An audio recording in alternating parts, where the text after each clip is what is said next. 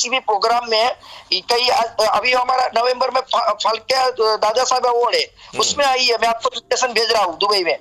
Phalke Dada Saheb award है हमारी events की ऑर्गेनाइजर तो से। क्या आपकी संस्था जो है हमारे आने जाने और ठहरने की व्यवस्था करेगी? आप सब अरे सब कुछ आपको मिल जाएगा, उसकी टेंशन मत लीजिए। स्पॉन्सर है बहुत, हमारे पास स्पॉन्सर है, उसका आप टेंशन फ्री रहिए। मैं ऐसे ही सुनिए, मैं ऐसे ही स्टार्ट नहीं करता हूँ कुछ भी काम हाँ जब हाँ, तक सपोर्ट नहीं। ठीक है, बहुत सुंदर।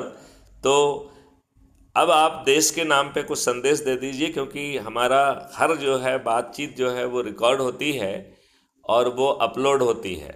तो आप अपने साथियों को, देशवासियों को, और जो जो आप प्रयास कर रहे हैं भारतीय हम्म, कल्चर को पहुंचाने का, जो लोग अभी जुड़ गए हैं उनको, और जो भविष्य में जुड़ने वाले हैं उनको क्या संदेश देना चाहते हैं? देखो देखो सर, अपना